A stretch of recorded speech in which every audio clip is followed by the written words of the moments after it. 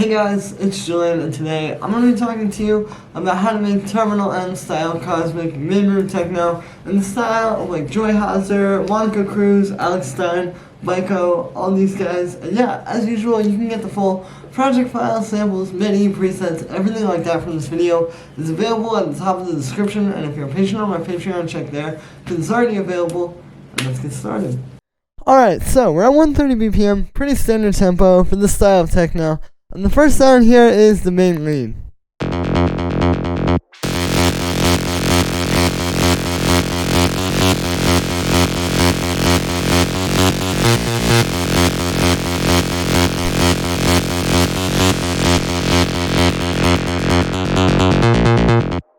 So yeah, this is like that big art bass you hear in a lot of tracks recently, and a lot of tracks on this label as well.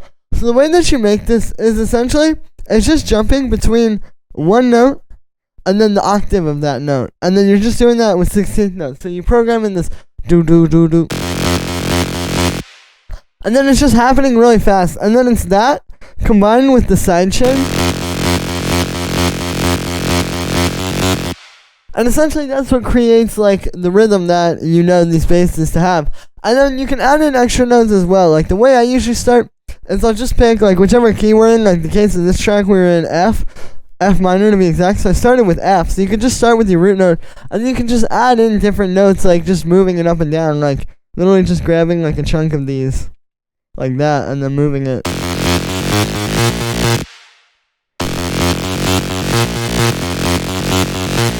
But you're still gonna mostly kind of hang on the root notes. And then you can see over here, I've taken just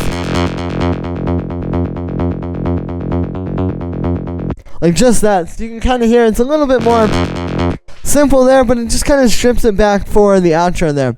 So that's how you actually program these kinds of leads. Now, for the sound on this one, it's actually simpler than it may seem. Basically, all it is it's just a super big wavetable patch. You can see we have a saw wave and then a pulse wave here. You can see I've got the pulse width turned up. And then you can see we have a little bit of the envelope too on the filter frequency of that. So what's happening here is we're actually automating this filter cutoff because it's being mapped to this macro here. And then we're automating that macro. But then when it's lower, you can see it gets that envelope. And then when it's all the way up, it's just the filter's basically off. And then I just have my width rack on that, which I've got a video explaining that. I'll put that in the description if you guys want it. But I'm just using it to kind of spread the sound out a little. Here's without it. And then with it. It just adds a tiny little like 2% of the sound, but it gives that extra push that you really need. And then the second layer is made with analog. So you can hear this one's really just there to add those like crunchy highs. If I turn this off,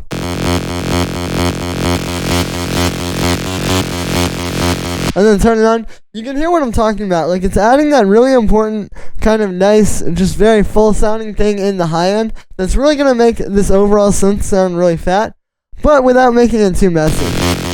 You know, it's just this one very controlled layer. So it's just two saw waves, detuned, going into a high pass filter with the amp on website like that, and then we just have a bit of unison. And then I have a little bit of reverb on this one because we didn't want to put reverb on the whole thing, but putting it on just this layer is a good way to still have reverb in the sound. I have another high pass filter to cut out the lows, and then finally we have this low pass, and this is also on that same macro. So you can see it's getting pushed down there. So that macro is just an easy way to be able to control the filter of both of these layers at once and kind of treat it as one synth. Then I just have a bit of chorus to spread the sound out a little bit. I have some drum bus fattening it up as well and just making it feel, you know, more kind of like one synth. We have this EQ8, which you can see cuts out the low end and then also cuts like right at 100 hertz. And so this is just automating on pretty much just like once the kick comes. Like in the break here, we don't need this. As you can hear, it sounds a bit thin with it in the break when there's no kick playing. But then when we get here, when there's a kick, you can hear it just makes it kind of blend a lot better with the kick. And this utility here actually bringing the width down, so here's without it. And then with it, you can hear it's really kind of the same sound with it, but it just makes it a little bit less wide, which is really going to help in the club, because typically if like your main lead like this is really, really wide, you're going to have a problem when it goes to mono on club speakers. But if you make it mostly mono now, like if we convert the whole track to mono, matter of fact, I'll just convert this layer to mono, it's still going to work in mono and still be as big and as fat. And then finally, we just have a compressor sidechaining this to the kick. And then that's it for the main lead. So that's how you make this style of lead. The next thing we have here is the kick bass.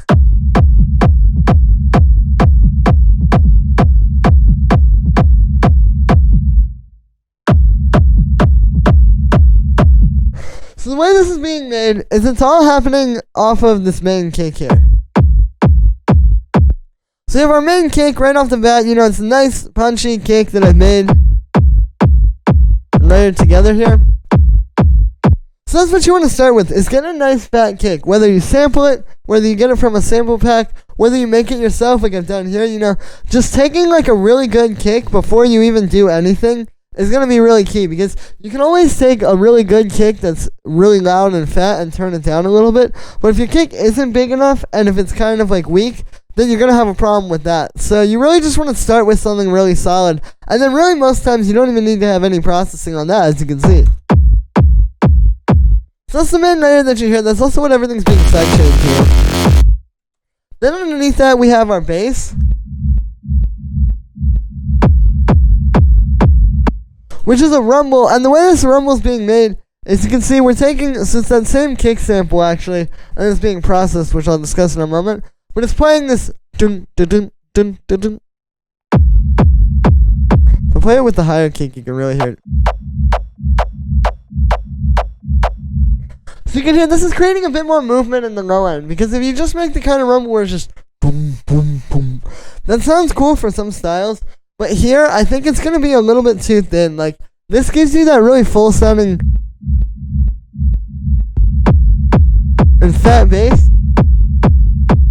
that still has a lot of movement to it, as you can hear. And a lot of the groove actually is just like this groove.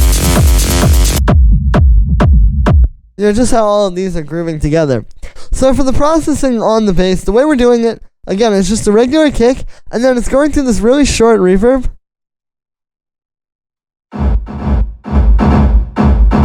Which you can hear is just like super, you know, full sounding, and it's not too washed out. You still get that like definition and that low end in there. Then what we're doing is we're filtering it so we get just the low end. And then I have a utility, which makes it mono, because obviously you want your bass to be in mono. And then a compressor, which sidechains it to the kick. Then we have this punch layer. And so this is the main kick, but then what I've done here, as you can see, we've got this audio effect track. So right off the bat, actually, before I show you that, you can see we're actually cutting out the low end on this one. So here's kind of what the kick sounds like. And then we're just taking that click on top. So essentially what this is it's a multi-band distortion where we have nothing happening on the low end. And then on the mids and highs, you can see we're doing this pedal distortion here. And then what I'm doing to kind of like shape how that gets distorted is we're putting an EQ into it. And what you can do is you can boost certain frequencies on the EQ, and it'll kind of make those ranges get more crunchy. So here's without that. And then with it, you can hear it makes this a lot punchier. And yeah, that just sits on top of the main kick. So here's the main kick. And then with the punch. So you can hear when we do that. It just adds that like to the top. And it's best when you just use the same kick as you were already using too, like in this case. Then the last layer to the kick bass is this tom.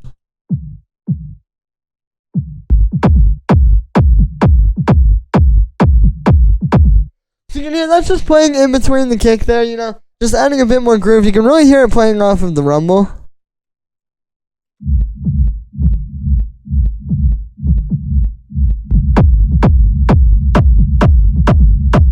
You can hear this just adds like a lot more groove to the overall kick. And all you have to do this is it's just that same kick that you've been seeing, but have it going through a bandpass filter.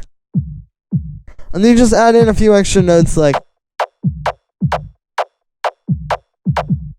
you know, just kind of bouncing in here and there without doing too much.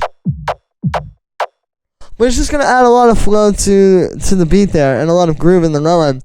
And then on the groove of this, so we have a few things. The first thing here is just this EQ, and this is actually cutting at 25 hertz. This is just cutting out some of those like really deep rumbly frequencies that you just wouldn't really hear, but they're going to get in the way of your mix and make things a lot more messy. And also, like, I've analyzed a lot of these tracks, and if you look at them, like if you take, like, let's just say, for example, like a really great Terminal M track, Speed of Light by Alex Stein. If you take that track and look at it with Ableton Spectrum, or any Spectrum plugin, you'll find actually that there's, like, not really a lot happening usually below, like, 30 to 40 hertz. So cutting the kick right at 25 there is fine, because we're just getting rid of those frequencies that, again, like, aren't really even happening in most of these tracks anyway.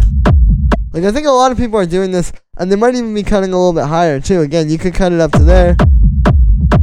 It's just going to make your bass feel a little bit more airy. But obviously, you can hear there's still plenty of low end in there. Then I have these two filters, which are really just for the break. You can see, like, this high-pass filter comes in, and that's filtering through. It also comes in a few of these parts. And then this low-pass filter is just to bring it in at the beginning of the break there.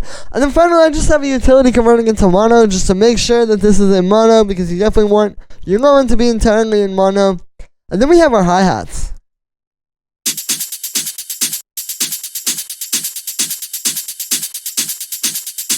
So you can hear we have, like, our main sort of hi-hats, which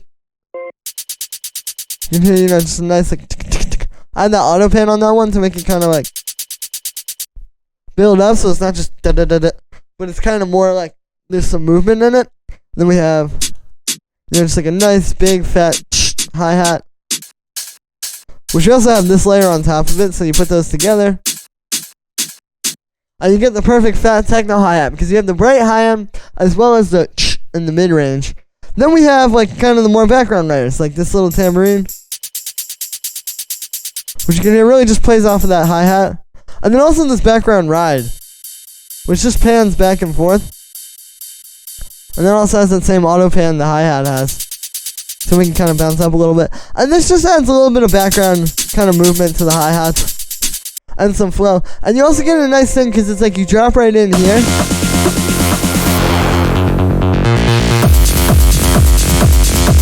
And you have a ride, so it still has that feeling where you're, like, getting the ride cymbal there, but then there's still another one over here.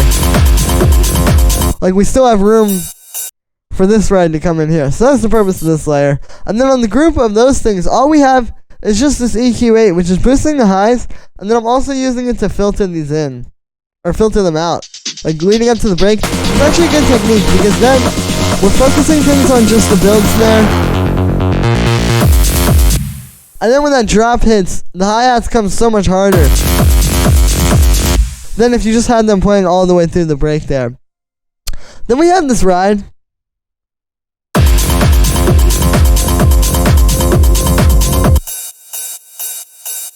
So this is just a simple ride cymbal. I've got it being high pass, but we're doing actually a new technique I haven't shown you guys before. We're basically, to make the pattern, so it's just a ride going like this, but then you can see I'm using the volume to make it fade in, so it kind of bounces off of the kick.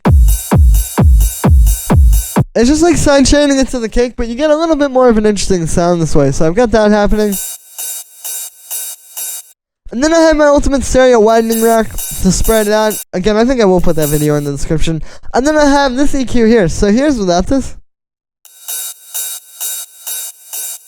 And with it. See how it's like so much cleaner when you turn that on? It's just getting rid of those like nasty kind of whistly frequencies and making a bit more room for the ride to sound really clean. Then we have these three percussions, which kind of go together.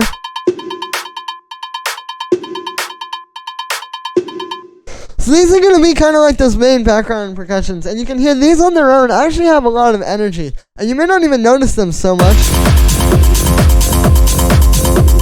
as being right up front when you're hearing the track. But again, like, you know, these are adding a lot of groove and movement to the track. So the first one is just this clap. and this little blop sound, which is going through some reverb and drum bus. You can hear we have a bit of groove going on between those because it's like.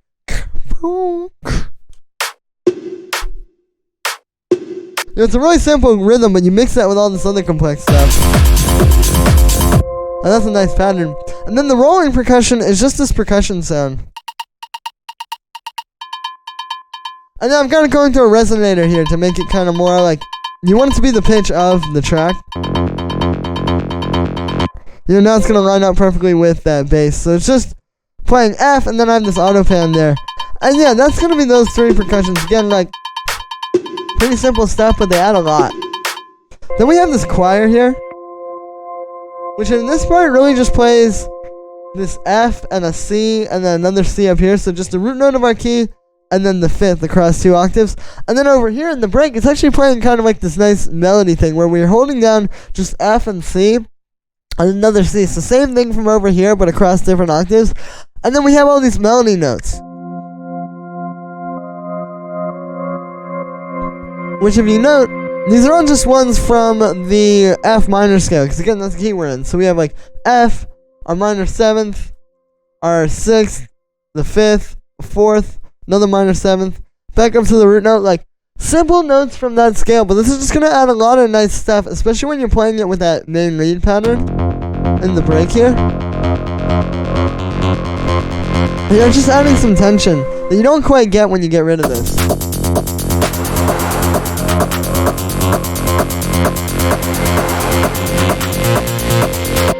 And so all I've done to make this sound is just this choir sample here inside of a sampler, and then I'm using the loop and the fade to make it like a smooth and constant loop, so it just plays the same thing the whole way through.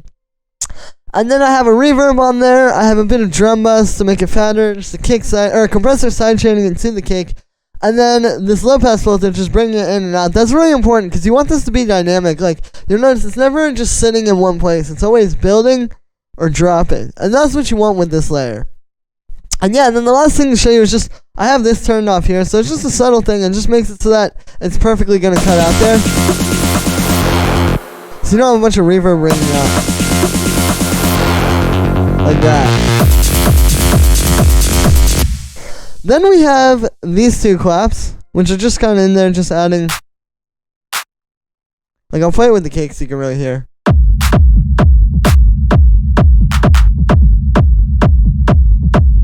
You know, these just add those like background percussions. They're simple, it's just 2 clap samples, but it's gonna make a big, big difference for like just how full and how exciting your track is. And then we also have this little atmosphere down here.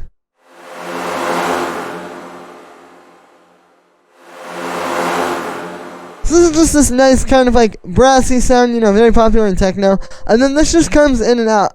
Like we have it here. And then you'll notice it's kind of like in all the places where the lead is all the way up. And like we had that full thing happening, and this doesn't play. But then once it gets more chill, then just have that constant. Every time it's going to make a big difference. And that's just going through a high pass filter and a bit of reverb. And the last thing down here are these 3 effects, which are really just this. So just like this nice little. That's just something I like to do like there, just to make it kind of transition into that next part. You know, it builds it really nicely, and then we go here too. And everything comes out. We have a building snare, which is just a, you know, like a standard 909 style snare. Going through some drum bus, and then there's the utility here, just making it build up in volume. And that's also over here doing the same thing. And the last one down here is going to be this noise build. And all this is it's just white noise inside of operator with a bandpass filter. And then the bandpass, you can see, is just building up and down.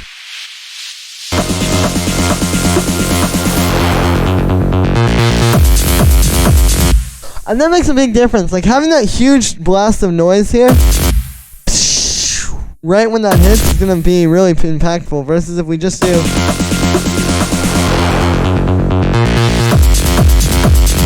Yeah, it's still very powerful. Not quite as powerful as. No. And then that's just going through a side chain as well as a bit of reverb and a high pass filter. And yeah.